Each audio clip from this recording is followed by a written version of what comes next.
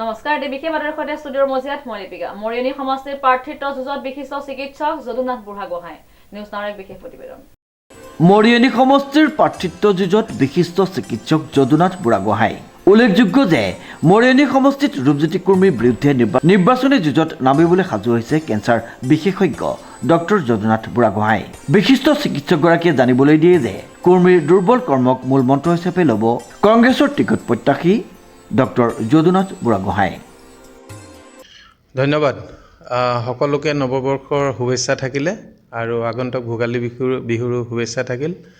কথা হ'ল মই ইয়াৰে এজন যুৱক। আগতে আমি শিমলুগুৰি মৌজাৰ আগতে টিয়কৰ লগত আছিলোঁ, বৰ্তমান আমি মৰিয়নিৰ লগত। আৰু ইয়াতে মই ডাঙৰ দীঘল হোৱা, পঢ়া শুনা কৰা, মেট্ৰিক পাছ কৰিছোঁ 1989ত মেট্ৰিক ইয়াৰ পৰা বামুণপুখুৰী হাইস্কুলৰ পৰা। গতিকে আপুনি 21 বুলি ক'ব নোৱাৰে। মই মোৰ জন্মৰে পৰা যেতিয়াই বুজা পৰা হ'লোঁ তেতিয়াই মই আমাৰ এই এৰিয়াটোৰ লগত এছ'চিয়েটেড হৈ আছোঁ।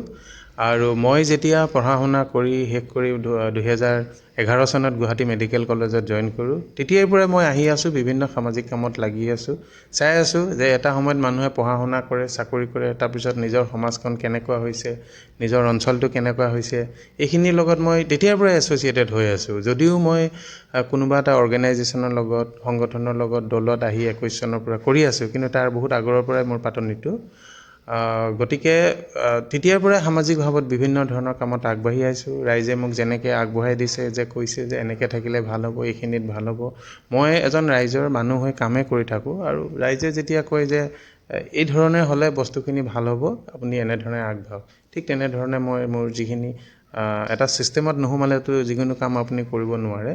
মই চাকৰি কৰি থকা অৱস্থাতো দেখা পাইছিলোঁ কিছুমান বিসংগতি, যাৰ কাৰণে আমি ধৰি লওক বাহিৰত বহি আলোচনা কৰি থাকোঁ, এনেকুৱা হ'ব লাগিছিলে, এনেকুৱা নহয়। গতিকে বহুত সময় মই অনুভৱ কৰিলোঁ যে এনেকুৱা এটা ছিষ্টেমৰ বাহিৰত থাকি পলিচি মেকিঙৰ ভিতৰত যদি আমি সোমাব নোৱাৰোঁ, তেতিয়াহ'লে হয়তো আমি সদায় এনেকৈ ক্ৰিটিচাইজ কৰিয়ে থাকিম। গতিকে মই ভাবোঁ আমি সকলোৱে সক্ৰিয়ভাৱে আহিব লাগে।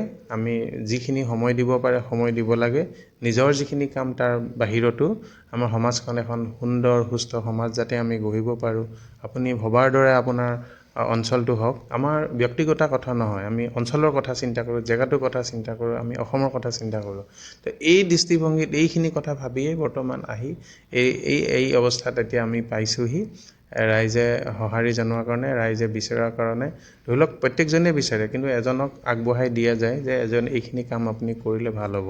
তো এইখিনি আগত ৰাখিয়েই আজি এই অৱস্থাত আমি পাইছোঁহি। চিকিৎসক হিচাপে আপুনি অসমৰ বিভিন্ন প্ৰান্তত বিভিন্ন লোকক সহায় সহযোগিতা আগবঢ়াই আহিছে, কিন্তু অকস্মাত আপুনি ৰাজনৈতিকভাৱে বা আপুনি ৰাইজক কিদৰে আকৌ সহায় কৰিব পাৰিম বুলি ভাবিছে? হয়, আপুনি বা চিকিৎসক হিচাপে মই দীৰ্ঘদিন কাম কৰি আছোঁ, য'তে যেনেকৈ পাৰে সহায় কৰি আছোঁ। কাৰণ মই এটা সময়ত ভাবিছিলোঁ যে এজন পেচেণ্ট চালে মই এটা চিকিৎসা কৰি এজনক আৰোগ্য কৰিলোঁ। বাকী যদি মই এটা জেগাত এটা কমিউনিটি লেভেলত আহিব পাৰোঁ, কমিউনিটি লেভেলত আহি বা এখন সমাজত আহি তাত যদি আমি ইমপ্ৰুভ কৰিব পাৰোঁ, তেতিয়া বহুত ৰাইজৰ বেনিফিট হ'ব। এজনক অপাৰেশ্যন কৰিলোঁ, মই এজনৰ বেনিফিট হ'ল। বা ধৰি লওক আমি সদায় কওঁ এটা প্ৰিভেনশ্যন ইজ বেটাৰ দেন কিয়ৰ। আমি কওঁ যে আমি কিবা এটা হোৱাৰ পিছত ট্ৰিটমেণ্ট কৰাতকৈ আগতে ভাল কৰোঁ, যাতে মই ধৰি লওক কেঞ্চাৰৰ চিকিৎসক, এতিয়া কেঞ্চাৰটো আমি কেনেকৈ বন্ধ কৰিব পাৰোঁ। ঠিক তেনেধৰণে বিভিন্ন ধৰণৰ আমাৰ যিবিলাক সামাজিক কাম আছে বা ৰাইজৰ যিবিলাক সুবিধা আছে, সেইবিলাকত কৰিলে আমাৰ বহুতভাৱে আমাৰ ৰাইজৰ উপকৃত হ'ব। যেনেকৈ আপুনি ধৰি লওক এতিয়া অসমত আমাৰ চিকিৎসাৰ ক্ষেত্ৰত এটা মাতৃৰ যিটো মৃত্যু হয়, মেটাৰ্নেল মৰ্টেলিটি কয়, ইনফেণ্ট মৰ্টেলিটি কয়, বা চিকিৎসাৰ কাৰণে মানুহৰ বহুত অভাৱত মানুহ মৃত্যুমুখত পৰে। চ' মই এজন মানুহকে চাব পাৰিম। যদি আমি হেল্থ কেয়াৰ ফেচিলিটিটো আমাৰ ধৰি লওক অসমত যদি আমি ইমপ্ৰুভ কৰোঁ, প্ৰত্যেকখন এখন যিখিনি মডেল হস্পিটেল আছে তাত এজন যদি আমি গাইনকলজিষ্ট ৰাখিব পাৰোঁ, বা এজন পেডিয়েট্ৰিচিয়ান ৰাখিব পাৰোঁ, বা এজন এনাস্থেটিষ্ট ৰাখিব পাৰোঁ, তেতিয়াহ'লে আমি হয়তো এই বহুতখিনি কাম আমি কণ্ট্ৰল কৰিব পৰা যাব।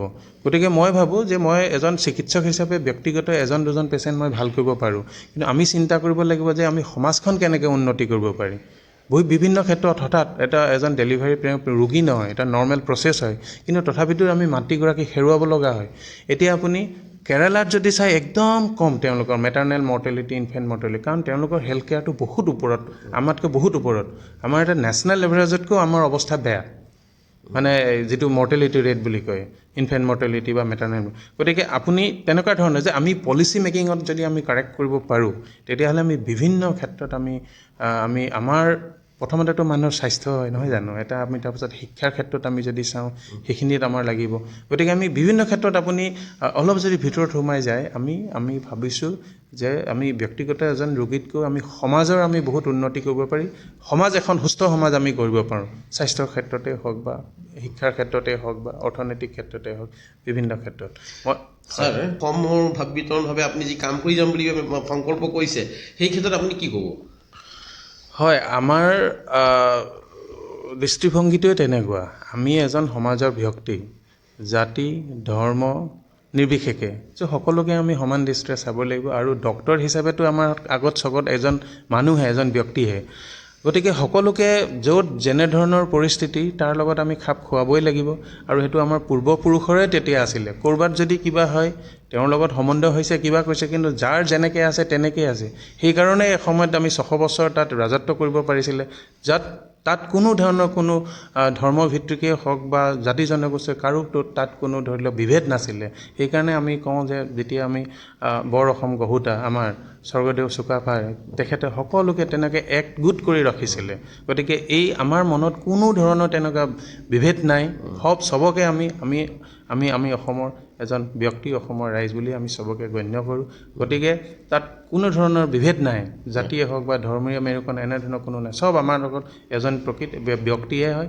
তেওঁৰ কিবা নিজৰ ধৰ্মীয় কিবা থাকিব পাৰে, তেওঁৰ কালচাৰ বেলেগ হ'ব পাৰে, কিন্তু আল্টিমেটলি তেওঁ এজন মানৱ হয়, হিউমেন হয়।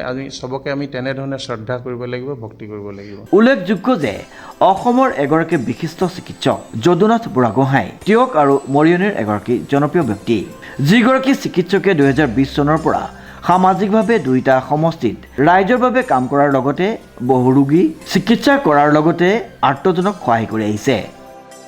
ধৰক আপোনাৰ এতিয়া অখিল গগৈ কৈছে যে মৰিয়নি সমষ্টি আমাৰহে হ'ব, কংগ্ৰেছৰ নহ'ব, তেতিয়া আপুনি সেই সম্পৰ্কত কিবা মন্তব্য দিব নেকি? নহয়, আমি এজন দলীয় কৰ্মীহে, দলৰ হিচাপে আমি কাম কৰি আছোঁ। আৰু এইটো আমাৰ শীৰ্ষ নেতাই তেওঁলোকে সিদ্ধান্ত ল'ব যে তেওঁলোকৰ যদি আমাৰ ধৰি লওক বা ঐক্য যিটো হয়, বিৰোধীৰ ঐক্য লগ লাগি তাৰ যদি শীৰ্ষ নেতাই যেনেকৈ সিদ্ধান্ত দিয়ে তেনেকৈ সিদ্ধান্ত কৰিব যে এইটো ৰাইজৰ দলৰ হ'বনে, কংগ্ৰেছ দলৰ হ'বনে বা অসম জাতীয় পৰিষদে হ'ব। কিন্তু ধৰি লওক এটা সাংগঠনিক ক্ষেত্ৰ আছে, সংগঠনটো কেনেকুৱা ধৰি লওক এইখিনি পৰ্যালোচনা হ'ব যে কাৰ সংগঠনটো সাংগঠনিক দিশটো দৃঢ় আছে, কাৰ লগত ধৰি লওক ৰাইজ আছে। তো উদ্দেশ্যটো কি? উদ্দেশ্যটো এটাই যে আমি 2026ত আমাৰ যিটো বিৰোধীৰ ঐক্যৰ তেওঁলোকে যাতে আমি গোটেই যাতে আমি চৰকাৰখন বনাব পাৰি, আমি গৌৰৱ গগৈক যাতে আমি মুখ্যমন্ত্ৰী বনাব পাৰি। গতিকে জাষ্ট মই এইটো কৰি লৈছোঁ, মোক কমপ্লিট কৰিব দিয়ক। গতিকে এইটো এনালাইচিছ কৰিহে তেওঁলোকৰ আমি বিভিন্ন ক্ষেত্ৰত এনালাইচিছ চলি আছে, চবেই চাইছে যে কাৰ বেছটো ধৰি লওক ফাউণ্ডেশ্যনটো কাৰ মানে দৃঢ় আছে, কাৰ ষ্ট্ৰং আছে, কোনে এজন প্ৰতিদ্বন্দ্বীক আমি জিকাই লৈ যাব পাৰিব। এই ভিতৰত আমাৰ শীৰ্ষ নেতাই আলোচনা কৰি আছে। আমাৰ সন্মানীয় আমাৰ ৰাজ্যিক সভাপতি, আমাৰ যোৰহাটৰ সাংসদ গৌৰৱ গগৈ ডাঙৰীয়া আছে, অখিল গগৈ ডাঙৰীয়া আছে, আমাৰ লুৰিণজ্যোতি গগৈ ডাঙৰীয়া আছে। চ' সকলোৱে লগ লাগি আলোচনা কৰিছে। কথা এটাই যে আমি তেওঁলোকে যদি এটা আমাৰ মৰিয়নি সমষ্টিটো জিকাই লৈ যাব পাৰে তেতিয়া ভাল কথা, বা কংগ্ৰেছে যদি জিকাই লৈ যাব পাৰে এইটো এটা ভাল কথা। গতিকে আমাৰ মাজত ধৰি লওক বিভেদ নাই, আমি এটাই চিন্তা হ'ব লাগিব চবেই যাতে আমি এজন হিচাপে আমি উলিয়াই যোনজনকে জিকিব পাৰে তেওঁকে আমি আগুৱাই লৈ যাব লাগিব। তো ইয়াত ধৰি লওক আমি এজন দলীয় কৰ্মী হিচাপে এইটো কোৱা অনুচিত হ'ব। তেওঁলোকে এইটো বিশদভাৱে, নিখুঁতভাৱে, পুংখানুপুংখভাৱে চাই আছে যে কোনজন মানুহে ইয়াত কোনটো দলৰ পৰা দিলে তেওঁ জিকিব। গতিকে গৌৰৱ গগৈ ডাঙৰীয়াই কৈছেও যে আমি 100জনক হয়তো দিব, কিন্তু তথাপিতো তেওঁলোকে ভাবে এইটো নিজে আলোচনা কৰিহে সিদ্ধান্ত কৰিব। যাৰ ভেটি দৃঢ় আছে আমি তেওঁকে দিয়াটো বিচাৰোঁ, তেনেকুৱা এজন ব্যক্তিকে যোনটো দলৰে নহওক যাতে আমি জিকিব পাৰোঁ। 2026 বৰ্ষৰ বিধানসভা নিৰ্বাচনত তেওঁ ভাৰতীয় জাতীয় কংগ্ৰেছৰ দলৰ পৰা মৰিয়নি সমষ্টিৰ প্ৰাৰ্থিত্ব নিৰ্বাচনী যুঁজত অৱতীৰ্ণ হোৱাৰ চেষ্টাৰে মৰিয়নি সমষ্টিটোত ৰাইজৰ মাজত সোমাই সভা সমিতি অনুষ্ঠিত কৰা পৰিলক্ষিত হৈছে।